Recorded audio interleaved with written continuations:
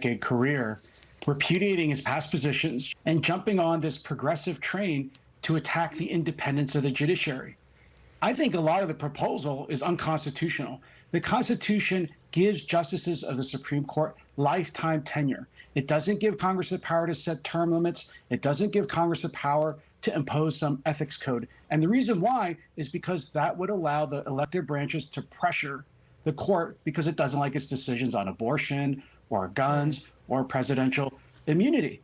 At least 12 children were killed Saturday and dozens more people were wounded when a rocket fired from Lebanon hit a soccer field in the Golan Heights. It was the single deadliest Hezbollah attack on northern Israel since the fighting there began in October. Danny Danon, Israeli ambassador to the UN, says, make no mistake, Hezbollah is going to pay for this. Since October 7th, Hezbollah has launched thousands of rockets and missiles into Israel. And we have been very patient. But what happened this weekend was devastating. But we cannot sit idly by. No. There will be a response. Our response will be swift, harsh, and painful. And we are now picking the targets. And I believe in the next few days, we will make sure that Hezbollah will learn the lesson. Israeli Prime Minister Benjamin Netanyahu met with both President Biden and Kamala Harris in Washington, D.C. Thursday. Former Deputy National Security Advisor K.T. McFarland says Kamala Harris is no friend of Israel.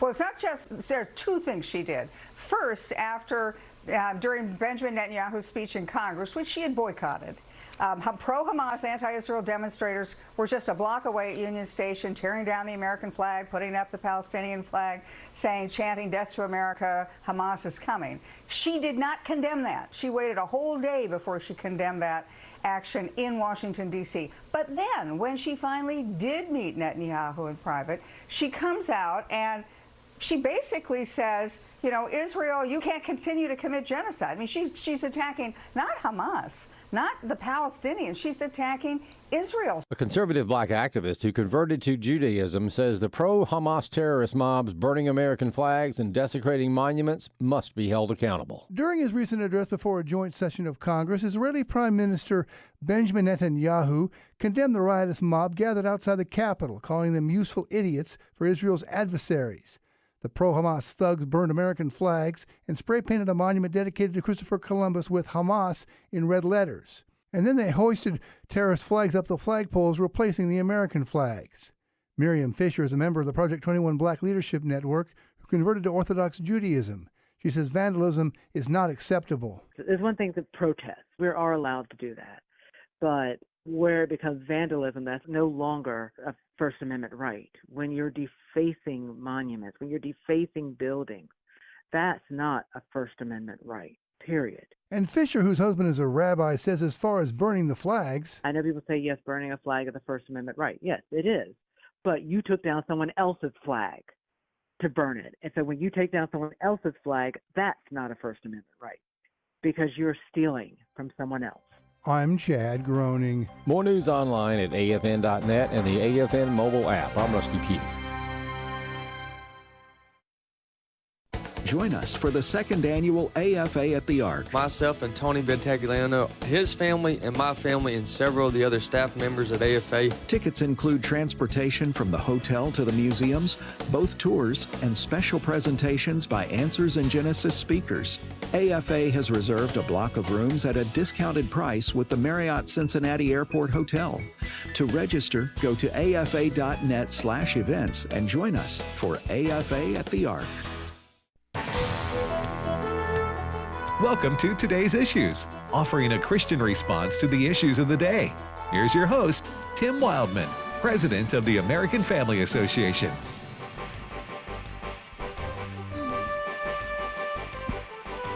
Yes, I'll have some lobster and some chowder. Lobster and chowder. Lobster and chowder. This is Tim Wildman, your New England correspondent here. Anyway, good to be back home. Tim Wildman here. The program is Today's Issues. You're listening to on the American Family Radio Network. Ed Vitagliano joins me. Good morning, Brother Ed. Hey, good morning and welcome back. Thank you. Fred Jackson. Yes, good to see you back. You sent a few pictures from your trip. I got carried away. That's okay. I was loving it. Yeah. What for those who don't know, and I know there's many who don't care, but Allison, my wife, and I, we celebrated our 40th wedding anniversary. Well, yesterday was the day. Yeah. The particular day, but back in June or May or something, we started talking. What do we want to do that's different? It would be so easy for us to go to the beach, believe me. Right. Because we love the beach. Kind of the default. Rest and relaxation. But we said, no, let's venture out. Let's do something neither one of us, go somewhere neither one of us had ever been. And this is 40th. So kind of special, memorable, you know. So we decided we'll go to Boston, and we wanted to in New England, and so we ventured out from the city there, but we stayed in Boston, and just loved it. We went to Plymouth, we went to Gloucester. Yep. Gloucester, just a fishing village there. Did you go to the USS Constitution? We did. We did the Freedom Trail. Freedom Trail. We walked the Freedom Trail, and which just, if you love history, you're just blown away. Yeah. Okay. You know that, but you grew up there. Yeah. In the Boston area. So we did it all, and culminating with a trip to baseball heaven. On Friday night, we went to watch the New York Yankees, known as Evil Empire. Known as the Evil Empire by the. You went to Fenway Park. Yes, we did. Heard a lot of that. Yes. Fenway Park, which I'm a huge baseball historian. Yeah. And I love every. And so to go there and experience a game on a 82-degree night with the hated Yankees in town. Yeah. And there was some Yankee fans there, as there always are, you know. Probably well behaved. No, they weren't. They were obnoxious. I'm sure that isn't indicative of all Yankee fans, but they were booed down by the Red Sox fans. Pushed back. Oh yeah. Those Bostonians, they don't back down either. So it was just that is the oldest baseball park in America, 1912. Wrigley Field was built in 1914 in Chicago. I want to do that one day too. I've never been there, but it was just a wonderful time. So, with the exception of 2 or 3 people who honked at us, but that's common to all big cities. Am I right? Yes. They love using the horn. The light turns green, and it doesn't matter if you put your foot on the gas right away. Someone's honking. You're not fast enough. I don't know what people in big cities would do if the horns were taken away. the honking of the horn. There was one fella. Okay, so we're and of course when you're navigating a big city and you've never been there for the first time, and you're 61 years old, and I am. That's not too old, I don't think. But of course, none of us think we're old. Yes. But and Allison's over here, and we're trying to navigate getting around the city for the first time. You got your foot on the brake, man. You don't want to run over somebody and ruin your whole, or back or put your rental car into, you know what I'm saying? Yes. So we're turning right. You can't go right on red, by the way, in Boston. Probably all of Massachusetts. Is that right? Yeah. It's very, very communist in that way. Yes. I think, but that's not the only way. They're communist in a lot of ways. But go ahead. Well, they were the nicest communists up there. Yeah. They're very polite people and very, very helpful. But this guy was representative of maybe the 2 or 3% who didn't care for me being there, even though my license tag said Massachusetts. Yeah. But I was turning right. Okay, so as we're turning right, guy behind me, there is a man walking across the street in front of my car. A pedestrian. Who I'm sure he wanted to live that day. He didn't think he was going to be run over by a Mississippi redneck. Right. So as I'm turning right, I brake because I don't want to run over a fellow human being with my car. And that's a natural instinct, isn't it? Sure. So you did the right thing. This jerk behind me honks. You're starting to get the Boston attitude. Well, he honks. So I'm as Allison and I get through, we get through with that 60 seconds or whatever. Yeah. I just go, I guess the guy wanted me to run over the guy because that's you honk for somebody to go to progress so that you run over somebody. Well, also let me just say that there is probably all big cities, there is an attitude, I've got to get where I'm going. Mm-hmm. And so sometimes they just honk out of frustration, Mm-hmm. Right. and that's why you see, that's why I still do it. If someone honks behind me, Yeah. I'll do this, look in the rearview mirror, and I raise my hands like, what? What do you want me to do? It's a Well, it's not a green arrow. And so it's just frustration. I want to go. You can't go because of this guy. He might have been beeping his horn as much at the guy who was walking too slow as you. Yeah. Well, it was rude. But Absolutely. That's common to big cities. Okay. But and my wife Allison, she waved at him. She's. You're talking about the Mississippi wave, not No, I'm not talking not about the Boston wave. I'm not talking about the other way people wave at you down when they're driving. I'm talking about it was a friendly way, but it was Meant the to- essence of sarcasm. It was meant to heap burning coals. Yes. But overall, we went to Lighthouse. We did the Freedom Trail. Went to Plymouth. Did the went to Harvard. They won't let me in. Still, I went to the admissions office. They said no. I said I'm here to apply. They said, well, sir, you're white.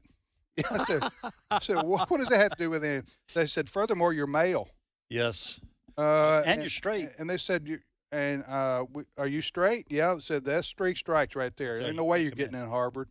Then they said, so you're white, straight, and male. That's 3 strikes. You're out of here. So they wouldn't let you in. But you didn't say the magic thing. What? You should have said, I'm a supporter of Hamas. Well, and then I would have been able to get in. You get in. But then they said, furthermore, you look like you're a Christian. Yes. So 4 strikes. Can you have 4 strikes? Yeah, you can in Massachusetts. Right. At Harvard, you can. Okay. But you had New England clam chowder. You had lot of lobster. Allison eats lobster. She eats lobster roll like twice a day. She loved it. That's her. Oh yeah. Yeah, and it's fresh lobster right out of Yeah. from Maine and Nova Scotia and Boston and everything. And then also you went to the North End. You ate Italian. Oh, the Italian district. Yeah.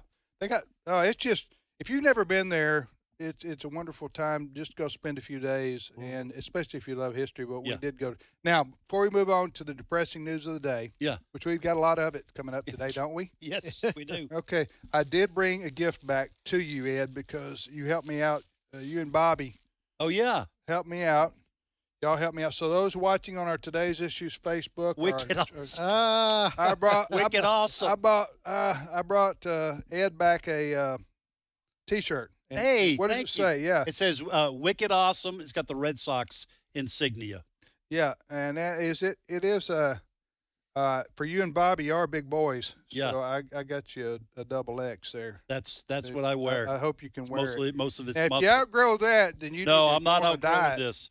Okay, I'm just going to be as your friend. Yeah. I'm going to tell you.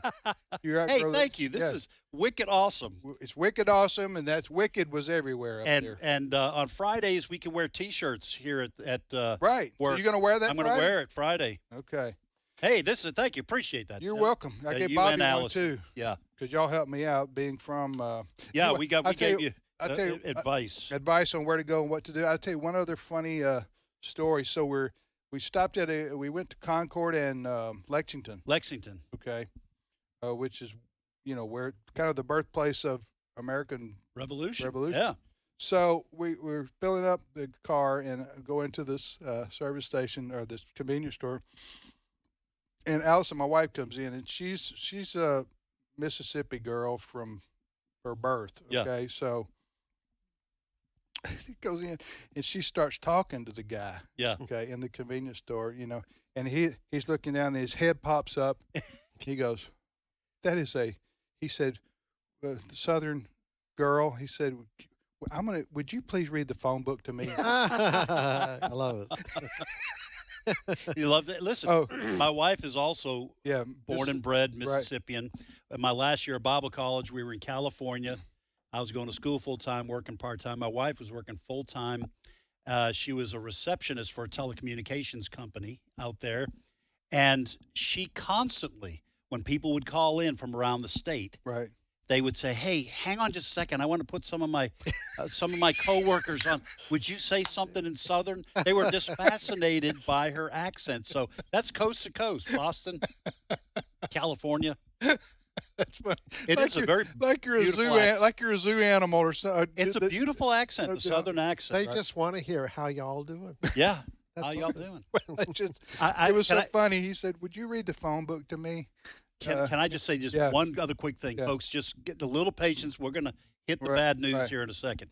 But I went up to Boston from Mississippi in 1986. I was writing for a local newspaper, and a friend of mine, my wife's cousin, qualified for the Boston Marathon. I'll give you the short version of this. So the newspaper sent me up there to cover the homeboy,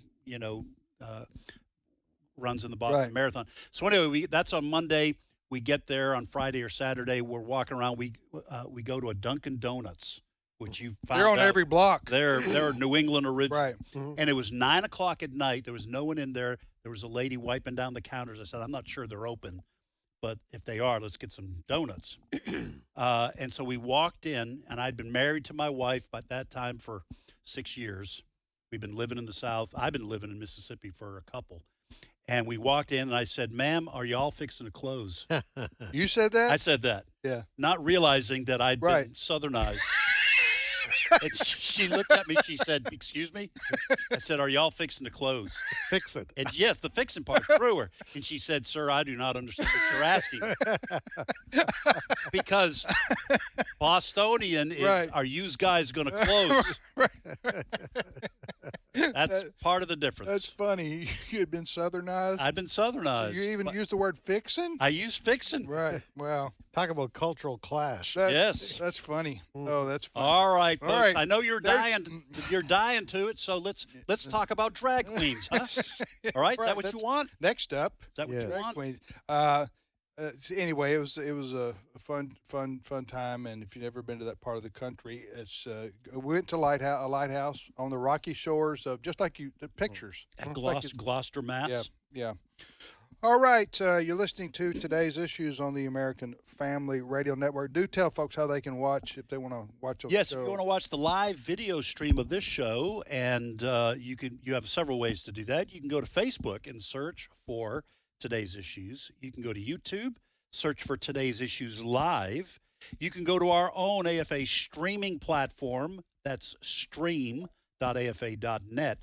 Or you can go to X, formerly known as Twitter, and search for American Family Radio, and you can watch the live video stream for this show. And don't forget to download the AFR app if you don't have it. The AFR app on your cell phone, then you can listen to us anywhere you go, as long as you have high-speed internet. You don't have to have a radio station to listen. You can listen on the app. It's very easy to do, and thousands of people access the app every day to listen to American Family Radio. All right, Fred, what's the first story? Well, I'm sure you and Allison are glad that you went to Boston for your 40th wedding anniversary and not Paris. Because a lot of people are talking about the opening ceremony on Friday evening of the Olympic Games and a depiction. We had drag queens in a picture that was reminiscent of the painting of the Last Supper. And it was disgusting on so many levels. A lot of people are talking about it this morning, how they mocked Christianity in that people discussed it. We're going to talk about one company, C-Spire, based here in the United States, said they're not going to run any more ads throughout the Olympic Games. They had been scheduled to do so.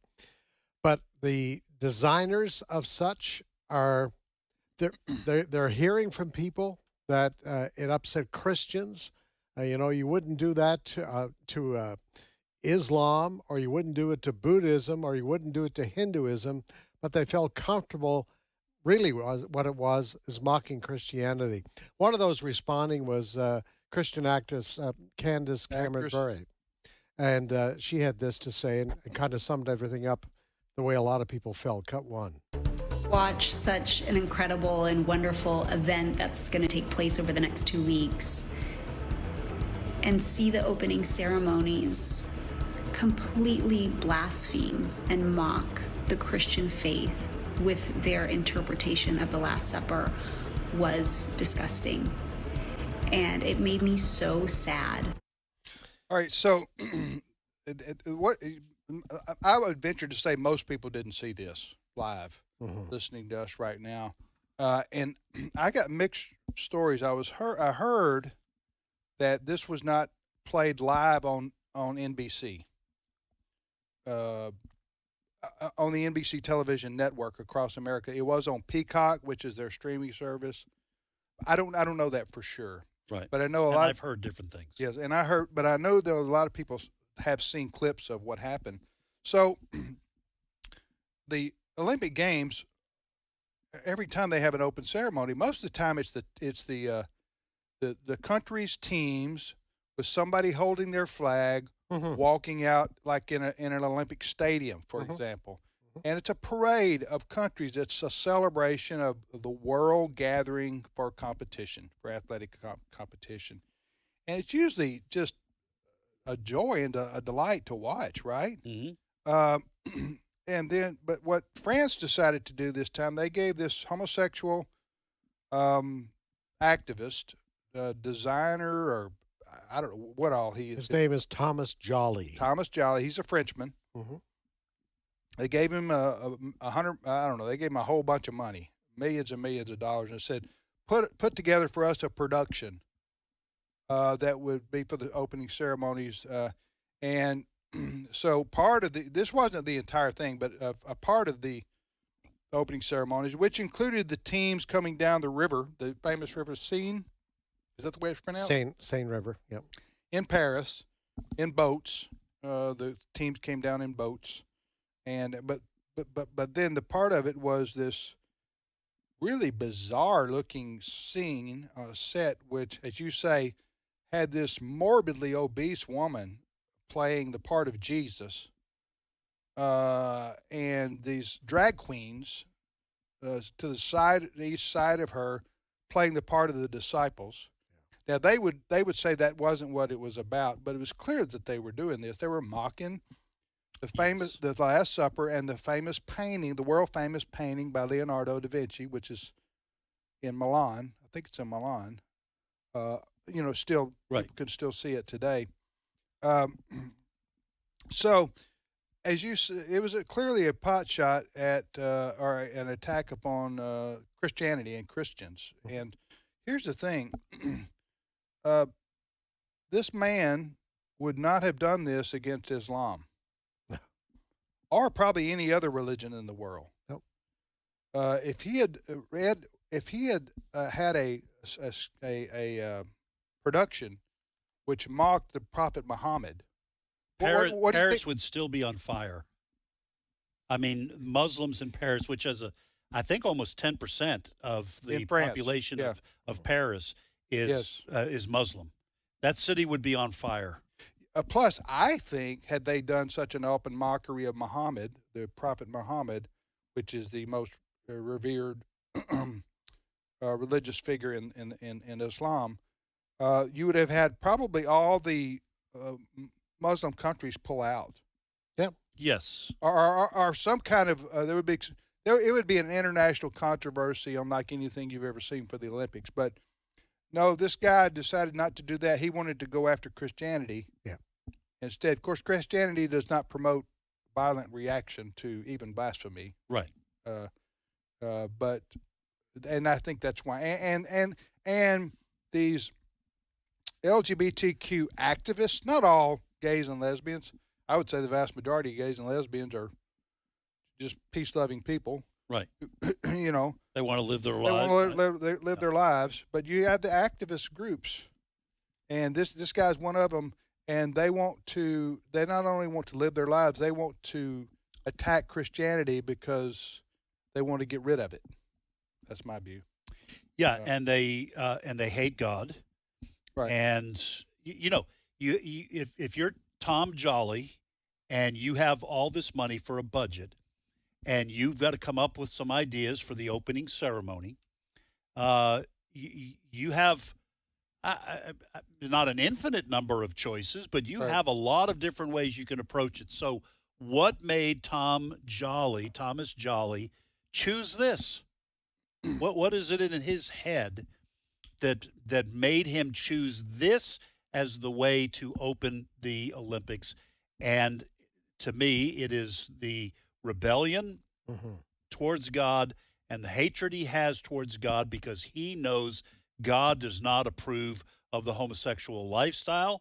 And this was his 15 minutes of fame, Thomas Jolly, and this was his way to shake his fist at God. Well, and then he tries to gaslight the world by saying, no, that wasn't my intention. Right, to upset anyone. Yeah. Yeah. And then he has also, what was the deal with the blue Smurf? Well, there was the half-naked man. Yeah. So part of the explanation on the part of some was that this was the feast of Dionysus, which was a Greek god of revelry and partying, I guess you could say. But I've looked over the weekend, and I'm looking now. It is clear. There is a painting of a feast of Dionysus with a crowd at a table. Okay, any big party is going to have a crowd at a table. It is clear the way these people are lined up at the opening ceremony. It was a mockery of the Lord's Supper by Da Vinci.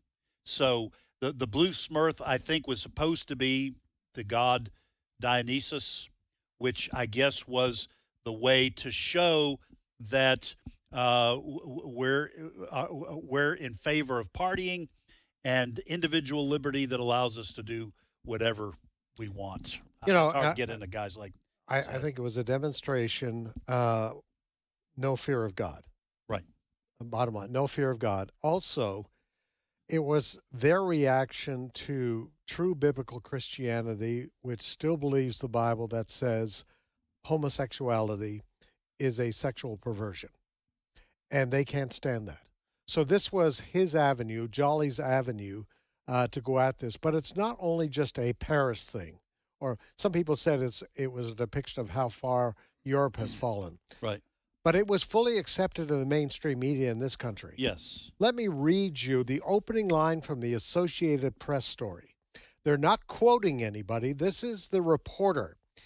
In an unprecedented display of inclusivity, drag queens took center stage at the Paris Olympics opening ceremony, showcasing the vibrant and influential role of the French LGBTQ plus community. Now, that's the way the Associated Press opened up their news story on this.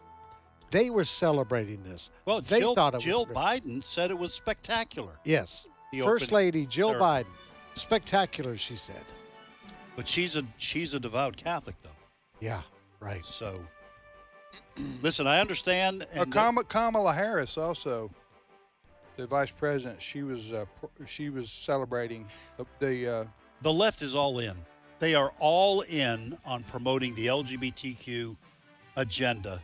California signed into law, Gavin Newsom, a law that basically says if a kid in school at any age wants to transition to another gender, schools cannot tell parents. Yep. They are all in, folks. The choices are becoming very, very clear. We'll be back in a moment. Stay with us.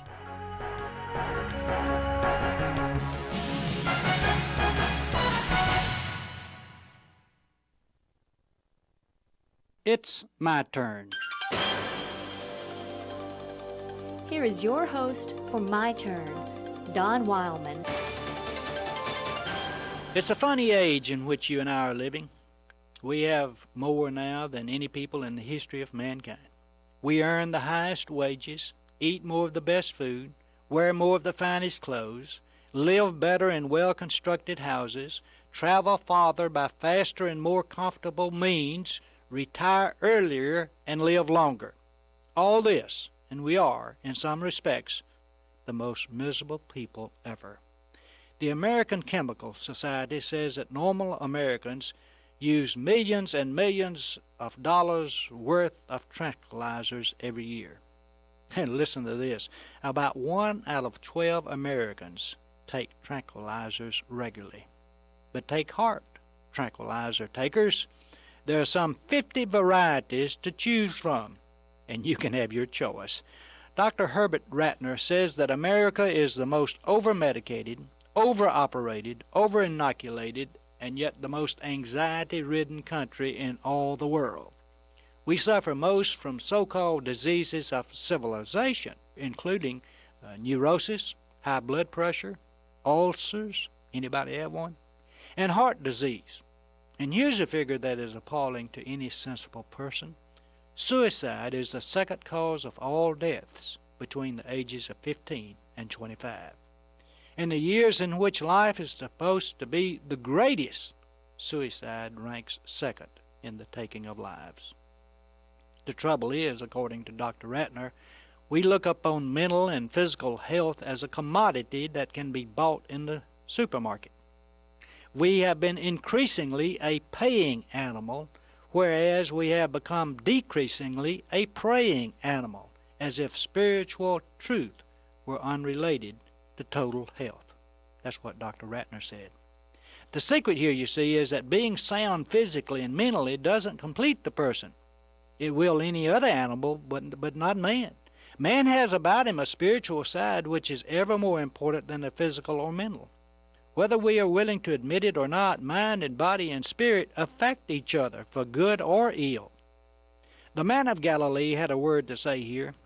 Seek first his kingdom, he said, and his righteousness, and all these things. He knew only too well that happiness comes from wholeness.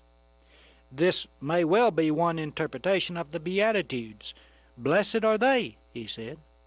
And here he's saying that the happy people are those who relate themselves, to others, to their world, and to the Creator in the way he intended for them to do when he made them.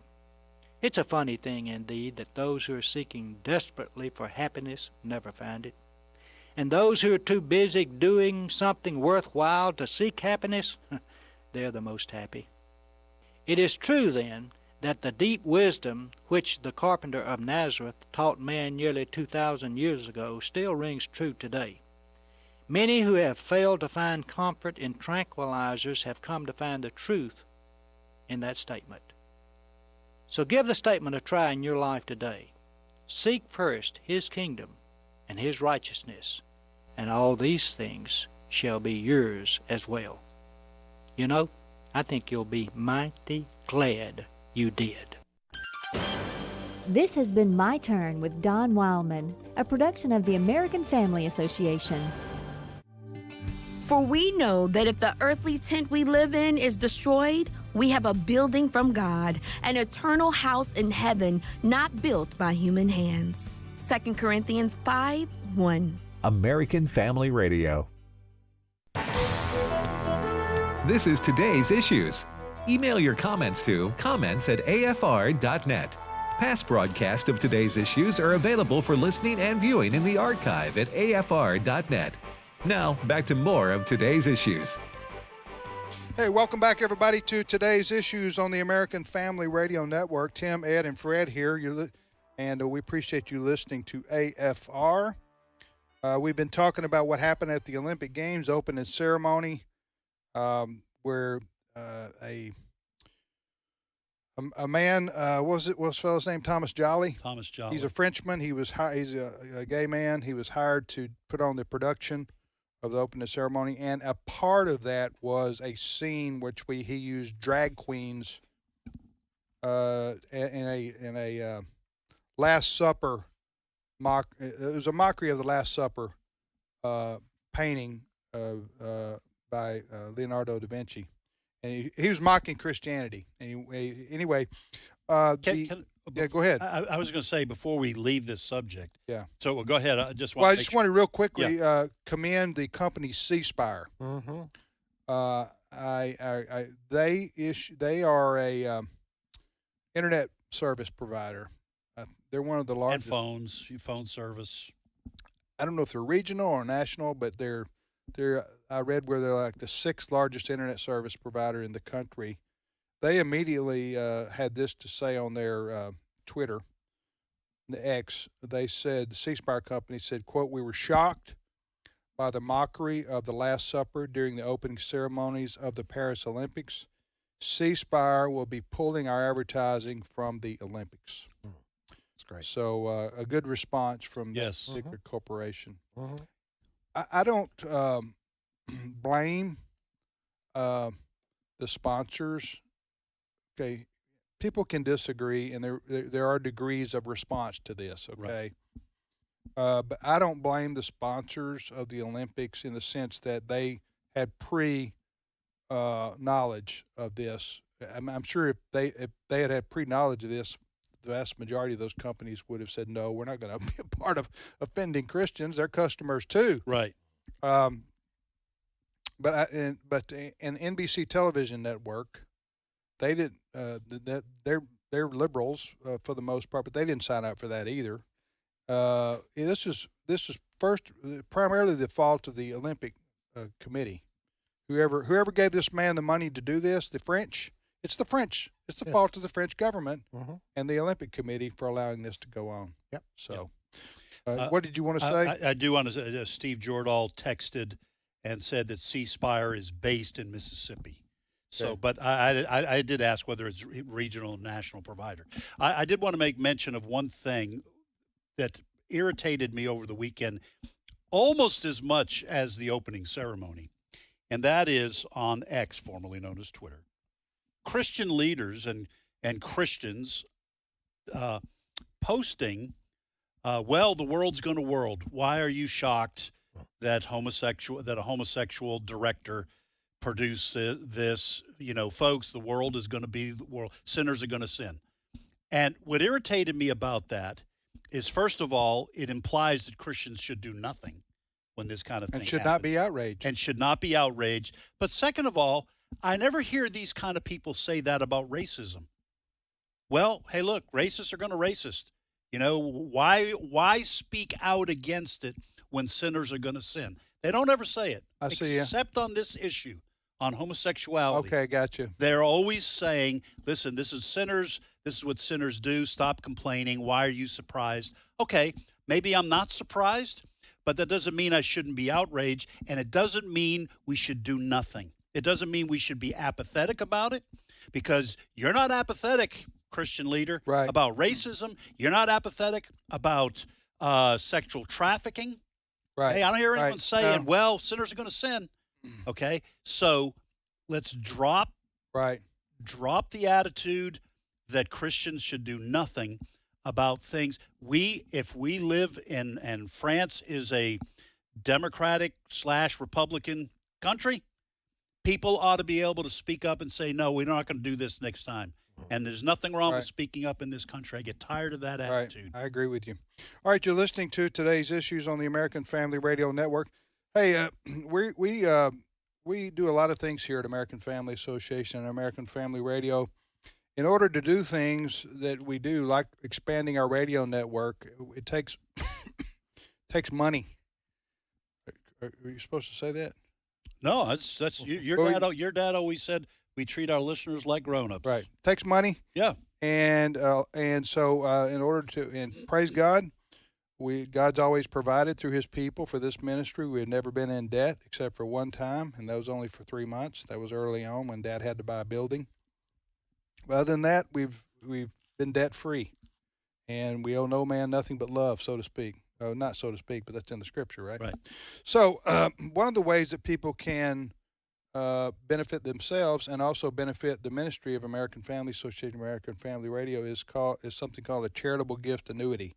A charitable gift annuity, and we wanted to tell you what that is for just a moment. And joining us is Chelsea Wildman, who is married to Wesley, and and also has 3 of my prized possessions. 3 of your grandchildren, yes, sir. 3 of my grandchildren who are a delight.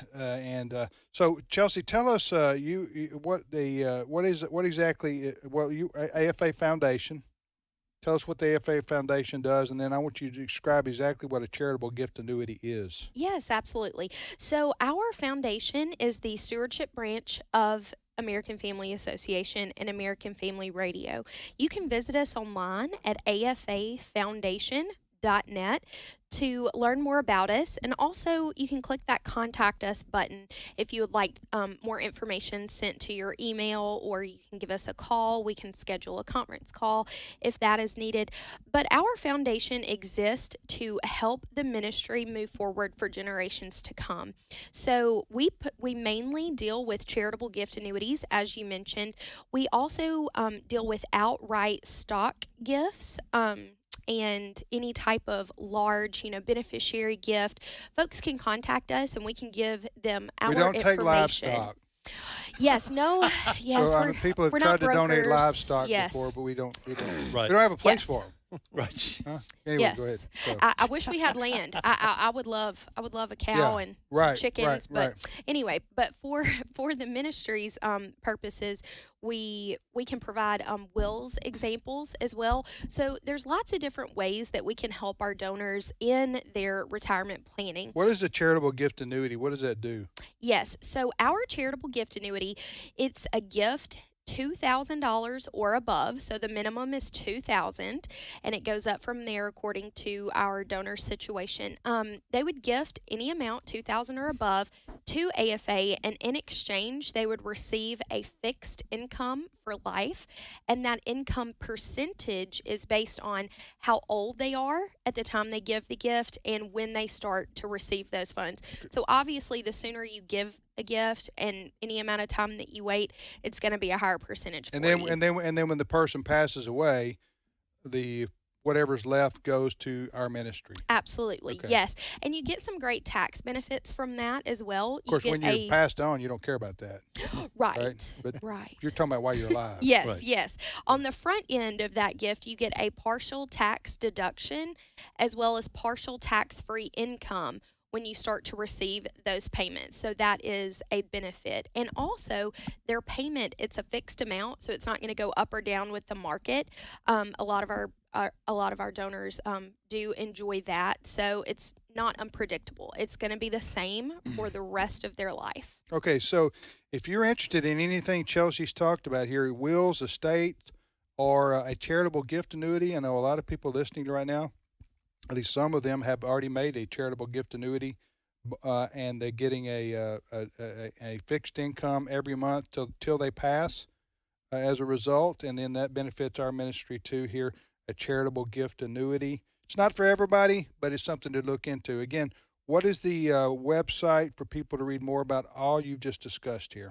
Yes, AFAFoundation.net. You can also reach out to us by phone, 1-800-326-4543, extension 345. AFAFoundation.net, AFAFoundation.net. Thank you, Chelsea. Thank you so much for having me. Okay, appreciate it very much. Chelsea Wildman joining us to talk about the work at the AFA Foundation here. Very, very important part of our work and our ministry. Helps us to be able to count on revenue to come in to support our ministry for the future. And so That's very, very important work that we do here at the AFA Foundation. Next story, Fred. Well, I want to introduce the next story by taking a little trip down memory lane. And we're going to go back to 1983. That lane doesn't run as far as it used to in my mind. I can't. Okay, go ahead. I'm sorry. Bada boom. Yeah. Then Senator Joe Biden. Someone had suggested to him that the Supreme Court should be reformed. Changes should be made. Term limits. Listen to what Senator Joe Biden had to say about that idea back in 1983, cut 12. President Roosevelt clearly had the right to send to the United States Senate and the United States Congress a proposal to pack the court. It was totally within his right to do that. He violated no law. He was legalistically absolutely correct, but it was a bonehead idea. It was a terrible, terrible mistake to make, and it put in question for an entire decade the independence of the most significant body, including the Congress, in my view, the most significant body in this country, the Supreme Court of the United States of America. All right, that was 1983. Well, in just a few hours in Austin, Texas, President Joe Biden he is going to announce his what he is calling the necessity to reform the United States Supreme Court. Now, we know the Democrats are really upset about the Supreme Court overturning Roe v. Wade. Joe Biden is really upset that there are 6 conservatives. Some would argue that number. There are 6 conservatives on the court right now. So here's what he's going to suggest. And actually, he made his points in a Washington Post editorial this morning. But here's what he'd like to do. He says, we got to end lifetime appointments. So he's suggesting term limits, that the president would appoint a justice every 2 years to spend 18 years in service on the court. So there would be term limits. He also wants Congress to pass legislation establishing a code of ethics for justices that would require justices to disclose gifts, refrain from public political activity, and recuse themselves from cases in which they or their spouses have financial or other conflicts of interest, and a few other things also. And so this is all about, he's upset with the United States Supreme Court. He doesn't like the fact there are 6 conservatives on there, that Donald Trump, when he was president, got to choose 3 replacements.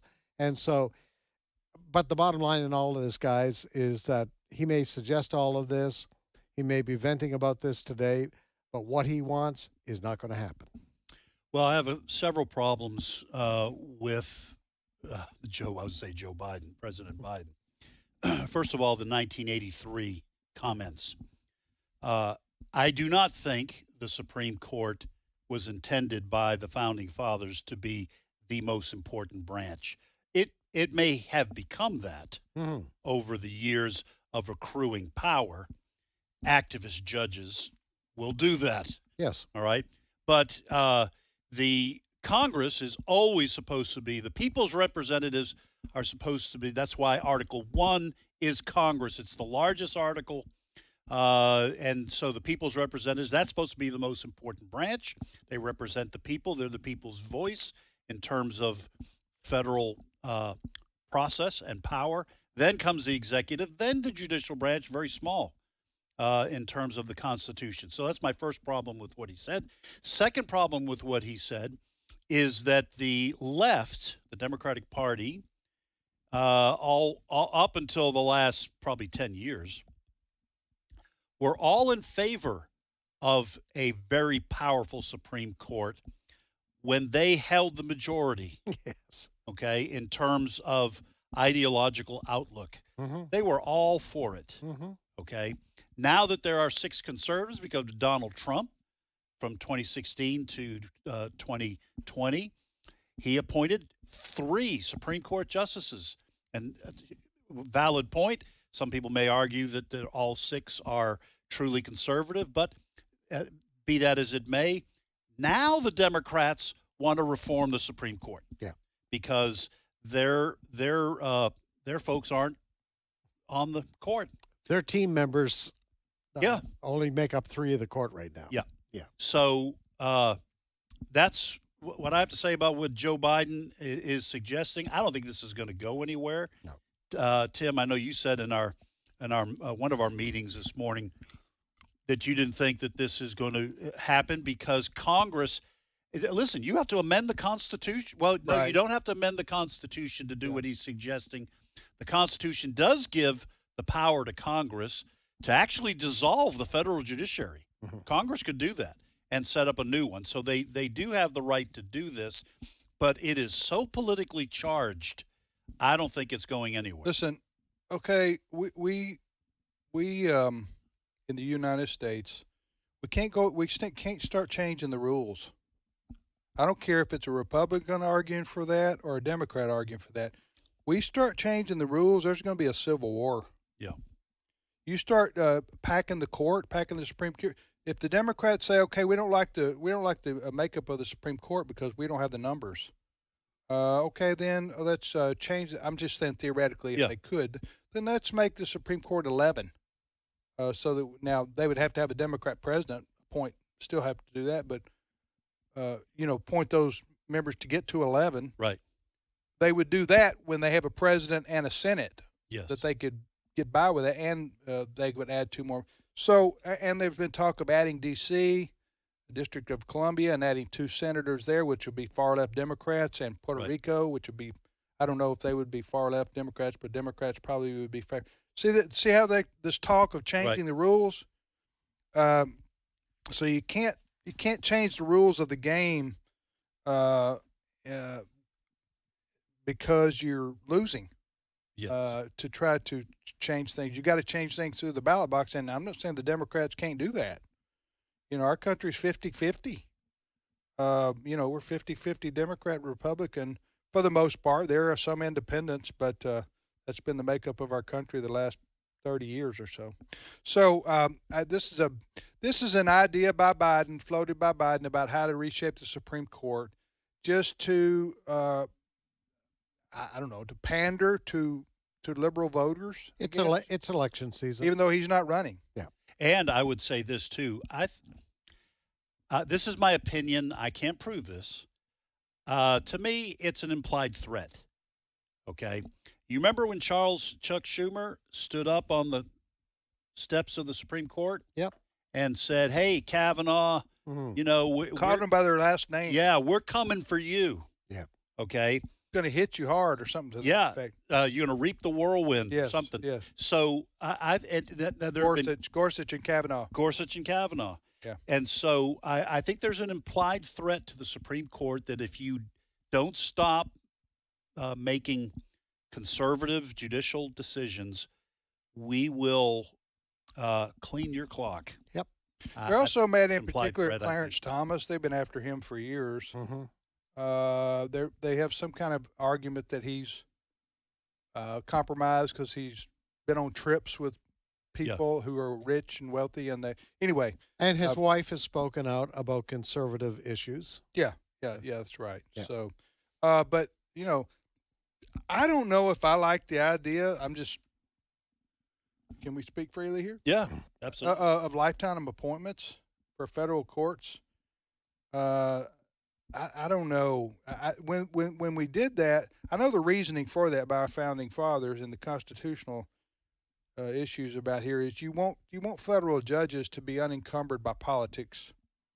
You don't want that to factor in. So if they have a lifetime appointment, then they don't have to think about who's the next governor, who's the next president going to be, whether I'm going to stay on the court or not. Right. Those kind of considerations. Yeah, you don't want to have to run, quote unquote, for a position on the Supreme Court. Yeah, because that brings politics and political deal making into it. Well, I'm with you though too. I do think there ought to be some sort of cap on how long. Yeah, that's what I was going to say. They could serve, because a lifetime appointment. Now you can impeach them. So there is that's true. There is a constitutional remedy, but the problem is what Joe Biden is now saying is that I'll tell you what our remedy is. We're not going to impeach anybody. We're just going to put people on who are going to rule the way we want them to rule, and that defeats the whole purpose of having.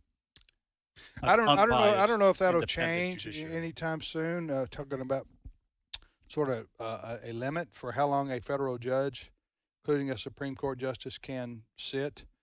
But I think there should be a limit on who can run for president. In Tim's world, I think 75 is a cutoff. Oh, you're saying age limit. For me, yeah, 75. No, nobody over 75 should be running for the hardest job in the world. And that's not to say that some 75-year-olds aren't up to the task. You're just saying in general. Well, don't you have to retire as a pilot when you're 60 or 65? 60 years old. Well, I'm 61. And there is for running for president, there's a limit in terms of how young you can be. Yeah. It's 35, right? 35 years 35. old. Yeah, so obviously there's some sense in which age plays a part. And you're saying in general 75 is getting too old to be to me it is. Yeah, to me, and I think most people would probably agree with that, but Joe Biden's what, 81? 81. 81. Donald Trump's 80. No, he's 78. He's 78. But anyway, 75. And he is a freak of nature, Donald Trump. Right. In terms of his strength and stamina, and apparently his, well, he's got a healthy diet. I was going to say the Big Macs, apparently the Big fries. Macs just have no real effect on him. But Donald Trump may be an exception. He may be the exception, but I'm just talking about, and this will probably never happen, but I'm just saying, if you've got a rule about how the minimum age, you said it's 35, right? Yeah. JFK was... He was 42 or 43, I think. How old is Vance? 39. Mm-hmm. Okay, the VP yeah. Choice for the Republicans, Vance. All right, you're listening to Today's Issues on the American Family Radio Network. Vance is J.D. Vance? J.D. Vance, the senator from Ohio, who is the VP choice for Donald Trump. He's been out on the campaign trail, and he's been taking some arrows from the left. Yes, he made a comment, childless cat ladies, referring to... When did he do that? He did that 3 years ago or something. Yes, he did. On an interview with Laura Ingraham or something? Yes, and the Democrats are bringing it back. So he was asked about that this weekend. Here's how he responded to that. Cut 8. What I do think is true, Trey, and this goes to the heart of what I was talking about 3 years ago in those comments, but it's going to be something I continue to talk about, is that the left has increasingly become explicitly anti-child and anti-family. They've encouraged young families not to have children at all because of concerns over climate change. They've suggested that people who do have children are somehow being selfish, when I think being a parent is actually the most selfless thing that you can do, and again, really does transform your perspective. So this is not a criticism, and was never a criticism, Trey, of everybody without children. That is a lie of the left. It is a criticism of the increasingly anti-parent and anti-child attitude of the left. Listen, J.D. Vance is proving to me he can hold his own. Yes. Oh, yeah. Okay. He's a very intelligent man. He is served in the Marine Corps for 3 years, by the way. Yes. And he's 39 years of age. He's a Harvard grad. Speaking of Harvard, and he graduated from Ohio State, I think, in 2 years or something like that. And it's and he did all that without the assistance of a strong family foundation. You know, we know his story, Hillbilly Elegy. So, and he says that getting married and having children and changed his worldview, basically, to a large extent, or moderated it. And he's Catholic. I think he's Catholic now. He converted to Catholicism. Yeah. He actually, during the convention, he said his wife helped him, who's Hindu, helped him to convert to Catholicism. Interesting story. Really? Yeah. But now Kamala Harris has come out publicly, hasn't she, saying that young people should consider not having children to save the planet. Say it's part of the green agenda, and it's very real. You know, the birth rate in the U.S. I saw the other day is down below 2 now. We're not keeping up to what we need to be doing. We don't have the birth rate in the U.S. is below, what do you call it, where you replacement numbers. Yep. All right, we'll be back in 5 minutes with more of Today's Issues on the American Family Radio Network. Tim, Ed, and Fred here. Thank you for listening. You can send us an email at comments@afr.net. Comments@afr.net. More in the news coming up in 5 minutes.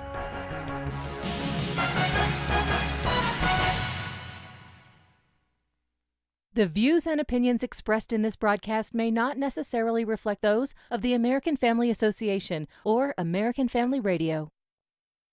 Faith, family, freedom. American Family Radio. Abraham Hamilton III. If you really want to see the tides turning in our country, can I challenge you and encourage you? If the Lord could grab a hold of us in our family, you would see the tide in our politics turn. The Hamilton Quarter, weekday afternoons at 5 Central on American Family Radio. This is American Family Radio, a listener-supported ministry of the American Family Association.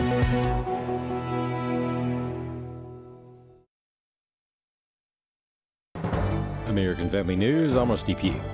The State Department looking into Iran's involvement in the anti-Israel protests in Washington, D.C. from last week. Jillian Turner reports. It all started with this seminal moment during Israeli Prime Minister Netanyahu's joint address to Congress, in which he accused the pro-Hamas protesters here in Washington, D.C. of essentially being patsies for Iran's anti-Semitic regime. The reaction here from senior State Department and White House officials is that they are taking issue with the likelihood Iran was backing those protests that terrorized the nation's capital. An urgent warning from the Director of National Intelligence, July 9th, says Iranian government actors have sought to opportunistically take advantage of ongoing protests regarding the war in Gaza. We have observed actors tied to Iran posing as activists online, seeking to encourage protests, even providing financial support to protesters. Lawmakers are looking into the shooting of former President Donald Trump. Chad Pergram reports from Capitol Hill. There's a hearing tomorrow by 2 Senate committees with the new acting Secret Service Director Ronald Rowe.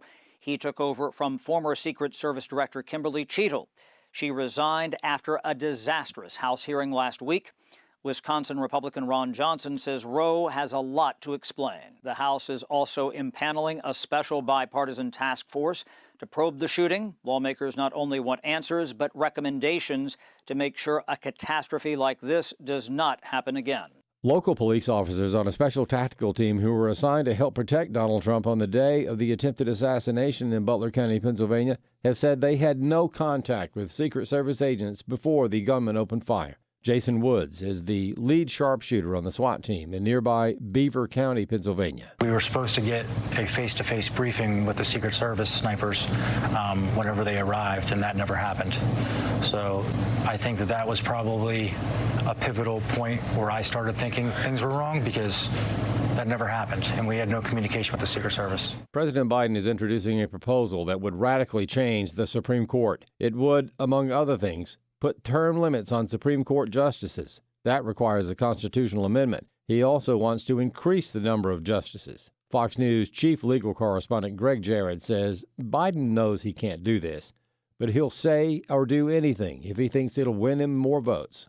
Of course, we know how that worked for FDR in 1937. He tried to pack the court, and it backfired spectacular. Every time Democrats see a decision they don't like, they threaten the Supreme Court, and sometimes people like Chuck Schumer and Liz Warren literally stand in front of the court and engage in dangerous rhetoric. I find it interesting that Joe Biden has spent decades opposing the very kind of radical reforms that he now advocates. And it's also pretty amusing. An 81-year-old president wants to age out younger high court justices that are a lot more sentient than Joe Biden is. Biden knows he can't do this, but like many of the things he proposes, he does it anyway to troll for votes. A professor at Rutgers University is under fire for a Facebook post she wrote in the wake of the failed assassination attempt on Donald Trump, in which she hoped the event would inspire others. Writing program assistant Professor Tracy Budd posted on her Facebook page, "On the day of the assassination attempt, let's hope today's event inspires others," Campus Reform reports. Laurie Higgins of Breakthrough Ideas of school administrators have been too tolerant of this hate. The left would have rejoiced if he had been assassinated. Decent people don't wish that, not even on your political enemies. These are indecent people who are ideologically grooming our kids at school. She says the comment on Budd's Facebook page should not be considered unusual. She urges parents to pull their kids out of public schools.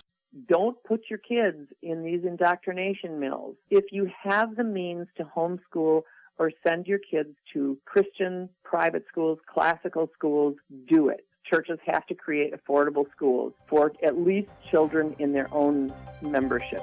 I'm Bob Kellogg. For American Family News, I'm Rusty Pugh. What's your reputation? Kind? Generous? Shy?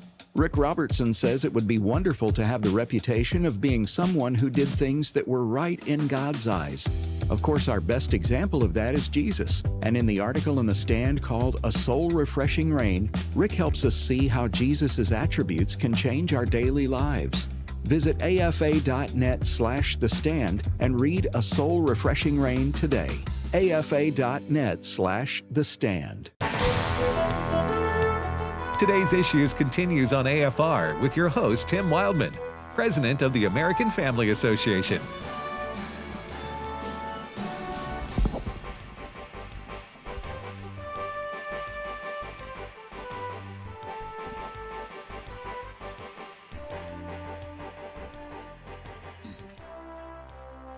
Hey, welcome back, everybody, to Today's Issues on the American Family Radio Network.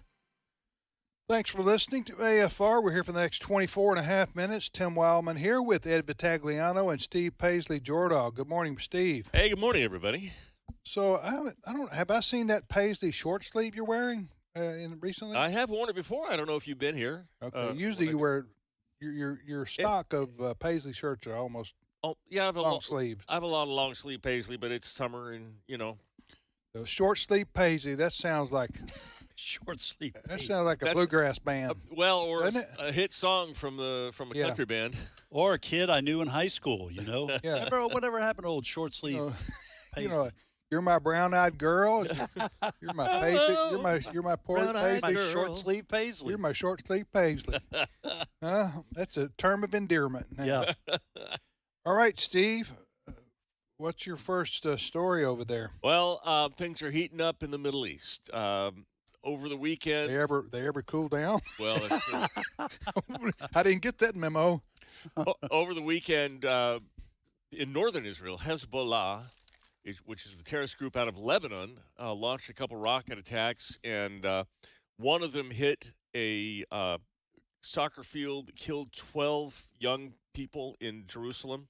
No. It's out of Jerusalem. It's in, was it in northern Israel? In northern Israel. The date line of the story is in Jerusalem. But anyway, Israel, that's upsetting them, and Israel is vowing a swift, harsh, and painful response. And some people are thinking they're getting ready for a larger scale war over there.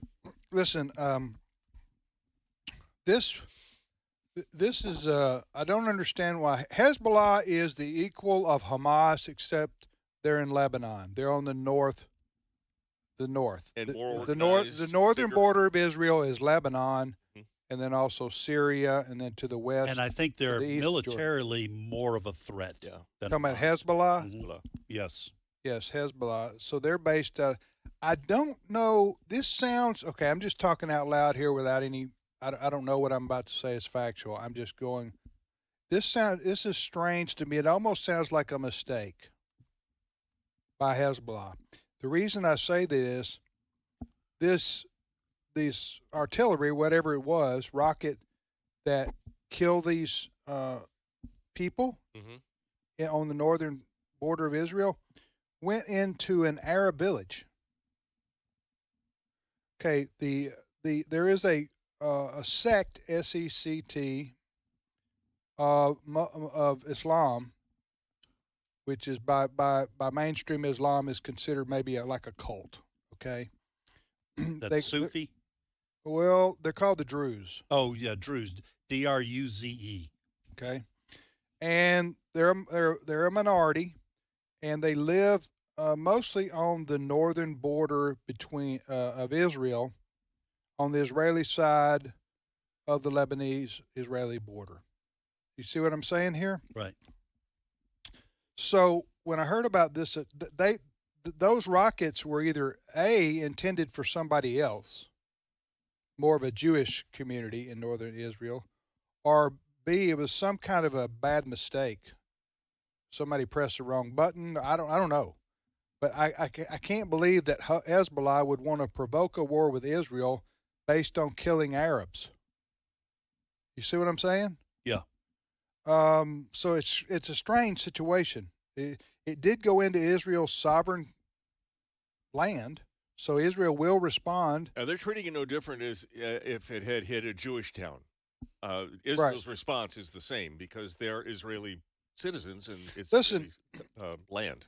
The attitude of Israel to me right now seems to be we're going to do what we have to do. We don't care what anybody in the world thinks about us. And if we're attacked, we're going to attack back, and it's going to be hard. And any enemies of Israel are going to have to think 3 times before they mess with us. That's the attitude I'm getting from Israel. Is that the way you guys see it? Yeah, I mean, I think they're forced to do that. I mean, survival's at stake. Yeah, I mean, you cannot project weakness and make implicit that rocket attacks on your sovereign soil won't result in consequences. You can't do that. It's not like the United States where we have 2 oceans protecting us. Israel's right there in the middle of enemies. Right. And you can't allow rocket attacks to go unanswered. Now the president of Turkey is publicly threatening to go to war with Israel. Is that right? Yes, Erdogan is saying that he is threatening to send troops into Israel. Now, he's saying it's because of his words, ridiculous things Israel is doing to Palestine. Again, his words. So I think he's bluffing. Okay, I think he's bluffing. He's big talking in the neighborhood. He didn't want to go to war with Israel. But he is. Anyway, I don't know. I think he's bluffing, but that would be stupid for Turkey to go to war. Remember, none of these countries have the advantage of knowing the biblical history and protection that Israel is under. So it might not be as stupid to them as it seems to you or to us. I don't. Well, one of the reasons I think it would be stupid for them to do it is because they have no chance of winning. Because God will defend Israel if Israel can't defend Israel. There may be earthly reasons as well, but maybe they think they can overcome those. Well, from a political and military standpoint, so I agree with you that God, in my opinion, God is going to, and biblically, I think, what I'm saying is I think my opinion is based on biblical reasons for saying that I believe God is going to protect the nation of Israel, okay? Not that she won't go through hardships or whatever, but just if you take that out of it, I think Erdogan and other Muslim leaders in the region know and understand. If Turkey sends troops to invade Israel and bring that nation to, and first of all, you'll bring the U.S. into the war. Now you get 2 NATO countries fighting against each other. But everyone in that region knows if it looks like Israel is going to collapse, they're nuking every capital city in the region. all these they're going down with them. They're taking them down with them, and they all know that. That's a deterrent. They all know that. Yeah. So, listen, Egypt has not threatened war with Egypt on the southern border of Israel by Gaza. Saudi Arabia has not. Jordan has not. I don't know, Syria, they're a mess. Lebanon used to be a Christian country for the most part, a long time ago. Remember? They were a majority Christian country. What's the city there? Beirut used to be known as the Paris of the Mediterranean. It was a beautiful place before. Not anymore. Yes. So I think the Egyptian guys, but it's irresponsible of him to talk in this way. Listen, with respect to Israel, and I'm not an Israel right or wrong person. If Israel does something that's wrong, I think they need to be, you can talk about it. Right. Okay? Without saying get rid of Israel altogether. Yeah, without saying from the river to the sea. Right. So, and they can make mistakes like any other military. However, this idea to me that you can, remember, it was Hamas and the people who lived in Gaza who started this whole thing. Okay, now I'm not talking about the historical Palestinian, Israeli, or Jewish conflict in Israel. I'm talking about what started this war that's going on in Gaza right now. It's because the Hamas butchered 1,100 or 1,200 Jews, Israeli citizens, and others on that fateful day a year ago. What? October 7th, yeah. Coming up. Has that been a year? It will be in October. It will be. Has it been 2 years? No. October 7th will be 1 year. Okay. Well, The years start running together, right? Right. So they're the ones who started this, right? So the idea that you can butcher 11 or 1,200 citizens of a country, and then when that country retaliates, you get to dictate the conditions of their retaliation. Right. Under some kind of moral argument. Right. You know what I'm saying? That's never been true in warfare in the history of the world. Right. You don't get to murder 1,100 people of a country, and then you get to claim, no, you can't retaliate because you're killing innocent people with your bombs. Right. And that's genocide, which is not genocide. Genocide is the wiping out of people based on their ethnicity. Okay, if Israel was promoting genocide in Gaza, they'd be killing Arabs everywhere. Right. In their own country, which is 20% Arab. If they wanted to get, first of all, if they wanted to get rid of all Arabs / Palestinians in Gaza, they could do that. But why would they do that, since they gave that land to the Arabs in Gaza, forced Israeli citizens to leave? Right. So on what planet can you then make the leap to say that they're engaging in genocide, unless you're a college student who's been brainwashed at college and university? Yeah. So I don't even these Palestinian Hamas supporting protesters. Listen, war is hell, as has been said down through history, and what's happening to the innocent people in Gaza is hard to watch. I agree with that. You know, they're being displaced. Their lives have been, disrupted in a life-changing way. Nobody's denying that. Are there innocent people killed as a result of Israeli bombings? Yes, there are. Because I say innocent people, they're non-combatants. Right. They're Palestinian/Arabs who live in Gaza who are non-combatants. They're just this is their world. And Hamas, which is a terrorist organization, owns Gaza, and anybody who challenges them, they get knocked off too. Right. Okay, so the people there are caught in the middle of this. A lot of them are caught in the middle. Now, do they support Hamas, these people I'm talking about, who I would say are innocent civilians? They would probably vote for Hamas to be their leadership, but they can't offer any kind of an alternative to whatever Hamas wants to do, because it's kind of like the mob who rules Chicago. You know what I'm saying? Yeah. You don't disagree with the mob, or you get knocked off. Your family gets knocked off, so you can't speak out. So anyway, there are innocent people who are suffering in Gaza because of the Israeli military actions there. But Israel has no choice to defend their own country. They have to take out as much of Hamas as they can, or they'll have more of their citizens killed. Yeah, and this all could have stopped if Hamas had surrendered. They took hostages. Yes, they could have. Go have them. They could have let the hostages go. They could have surrendered. They could have disarmed, and they could have turned Gaza over to somebody else, and none of the rest of this would have happened. Right. When you start a war, you don't then get to dictate whoever you're at war with is going to retaliate. Right. You just don't. That's never been the history of the world until now. Yeah. Until now. Go ahead, Steve. All right. In Texas, Attorney General Ken Paxton is suing the Biden administration over a rule that they put in on Title X, which says that the federal government can now hand out contraceptives to minors without parents' knowledge. But in Texas, there's a state law that says that you can't do that. The parents have to be informed if the child's under 18. So they are suing now to get that law rescinded, a Title X law.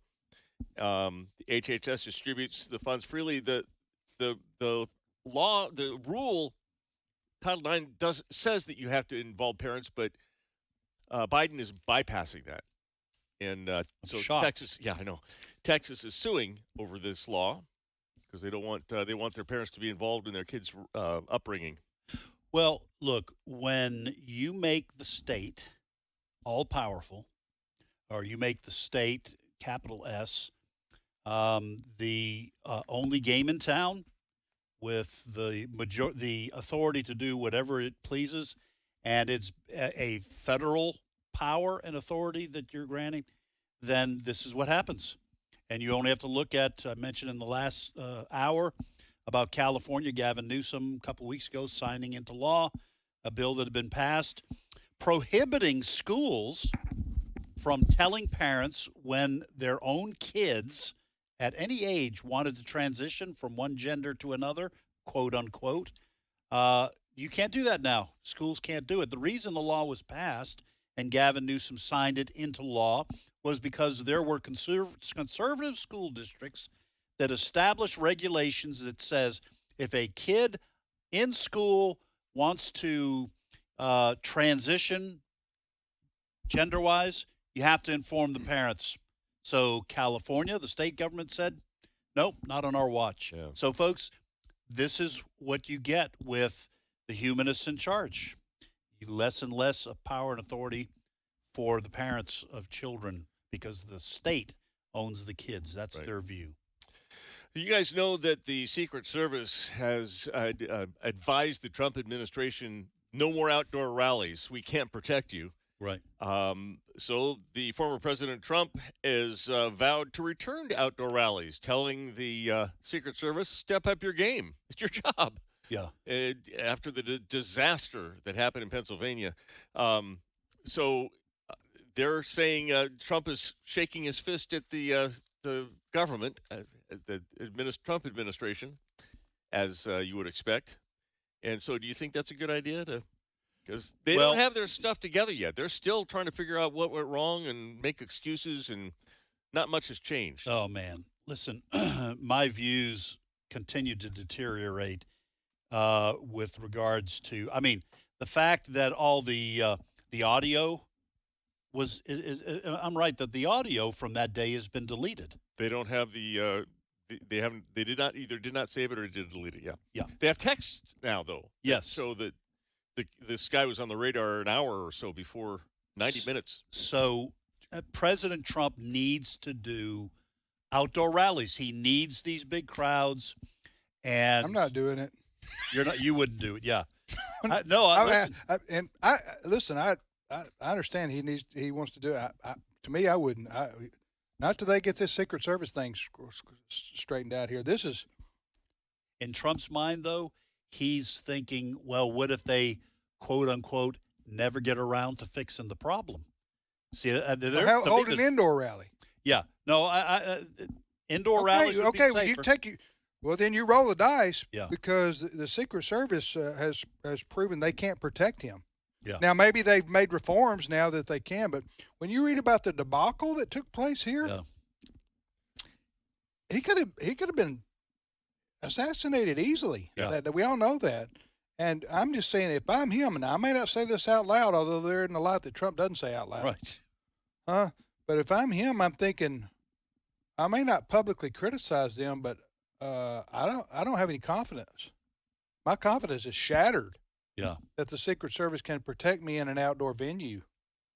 Because it was such a blown deal.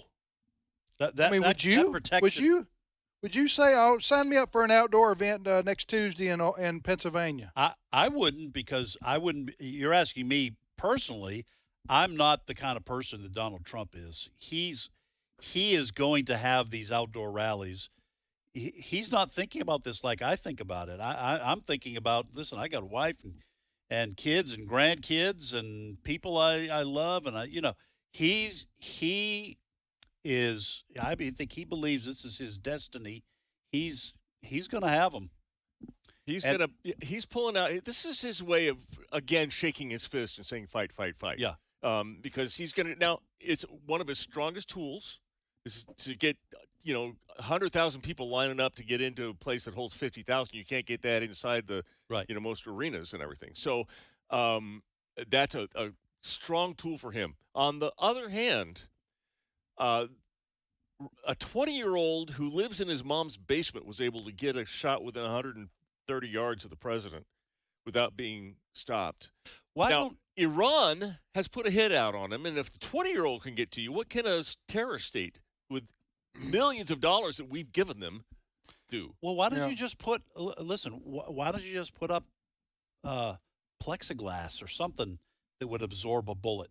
Is that not possible? You could. It's like the Pope Mobile. Yeah, you could put it up. You could put it up. Another thing we found out, apparently, this Thomas Matthew Crooks didn't he have a drone that surveyed the area before? Secret Service didn't have a drone. Yeah, but someone could use a drone to come in from on top. Now, and listen, there's plenty of ways that people can pull this kind of thing off.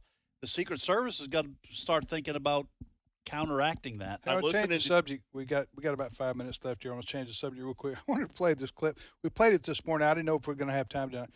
President Trump. Yeah. You know, he's entertaining, whether you love him or hate him, right? He's entertaining. Yeah. But listen to this is a clip from he spoke over the weekend at the Turning Point USA conference. This is what he said. We have to win this election, most important election ever. We want a landslide that's too big to rig. If you want to save America, get your friends, get your family, get everyone you know, and vote. Vote early, vote absentee, vote on election day. I don't care how, but you have to get out and vote. And again, Christians, get out and vote just this time. You won't have to do it anymore. 4 more years, you know what? It'll be fixed. It'll be fine. You won't have to vote anymore, my beautiful Christians. I love you, Christians. I'm a Christian.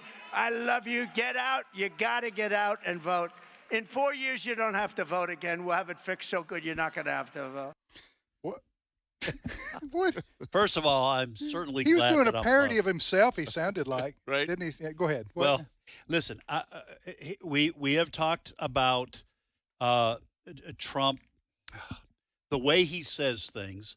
Now the left is taking this and saying, see, he's going to be a dictator. No, I think what he was saying is he was talking to Christians who don't want to get involved in the political process.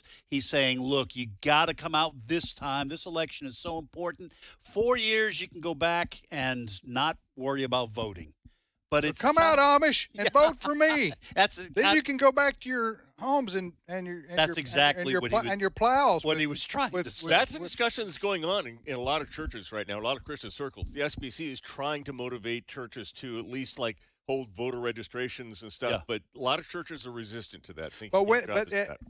You know, Trump is Trump. He's going to do the Trump thing, and for better or for worse. I think when he talks like that, though, he gives ammunition to the left because they want to convince independents that Trump wants to be a dictator. Yes. Okay. And when he says things like 4 more years, you won't have to vote anymore because I'll have it all taken care of. Yeah.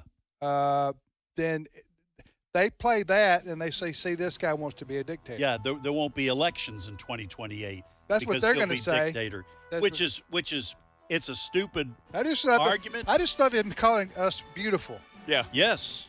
The beautiful Christians. Thank you, Mr. President. He's not seen a picture of me lately. I know. But, you know. It's like like I've said before, it's like we're monkeys on Monkey Island. And he looks out there and he says, look at those beautiful monkeys. Look at those beautiful Christians. Those beautiful Christians. The beautiful Christians. Yeah. Oh, me. All right. Thank you, Steve. Hey, listen, I'm just going to say, former President Trump is right. Christians, this election is too important to sit out. Yes, he did. He did. That was a bullseye. Yeah. Right there. All right, we'll see you tomorrow, everybody. Have a great day.